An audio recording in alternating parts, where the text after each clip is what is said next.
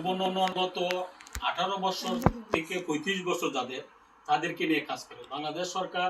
যাদের বয়স 18 থেকে 35 তাদেরকে যুব ঘোষণা করছে।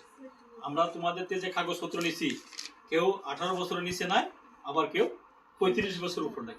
কারণ বাংলাদেশের সরকারের নীতিমালা অনুসারে যাদের বয়স 18 থেকে 35 তারাই যুব অধিদপ্তর শুধু তাদেরকে নিয়ে কাজ করে। কারণ আমাদের দেশে লক্ষ লক্ষ বেকার, হ্যাঁ, তাদেরকে সবাইকে কি চাকরি দিতে পারে সরকার? চাকরি দিতে পারে না। এই জন্য সরকার কি করছে, বিভিন্ন বিষয়ে প্রশিক্ষণ গ্রহণ করে তাদেরকে আত্মকর্মসংস্থান করার জন্য, মানে যে নিজে কাজ করবে, নিজে প্রশিক্ষণ শিক্ষা নিজে কাজ করবেন এবং অন্যদেরকে কর্মসংস্থান করবে। আপনারা যদি একটা প্রশিক্ষণ নিয়ে সেটা একটা প্রকল্প গ্রহণ করেন, ওই প্রকল্পে আপনি যেমন কাটবেন, আপনার অধীনে আরো 5-7 জন কাটবে।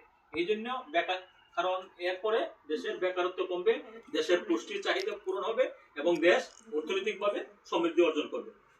যুব উন্নয়ন অধিদপ্তর নির্লসভাবে বেকার যুবদের নিয়ে কাজ করতেছে।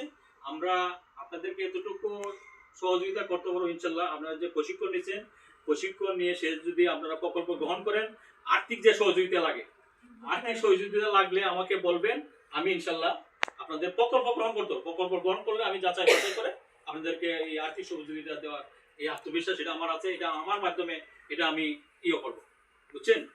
আর যতটুকু প্রশিক্ষণ কিন্তু শিক্ষার কোনো শেষ নাই। আপনি এটা নিয়ে প্রকল্প না গ্রহণ করলেও আপনার বাস্তব জীবনে যে কোনো ক্ষেত্রে কাজে লাগে। এই জন্য যে কোনো শিক্ষা, খালি শুধু এই প্রশিক্ষণ না, যে কোনো শিক্ষা যদি আপনার জানা থাকে, আপনি যে কোনো ক্ষেত্রে জীবনে যে কোনো ক্ষেত্রে যে কোনো সময় কাজে লাগে। তাই শিক্ষার কোনো বিকল্প নাই। আপনাদের কাছে আমার অনুরোধ থাকবে, আপনারা যতটুকু শিখছেন বাস্তব জীবনে তার প্রয়োগ করে দেশের এবং সমাজের উন্নতির কাজে আসবে।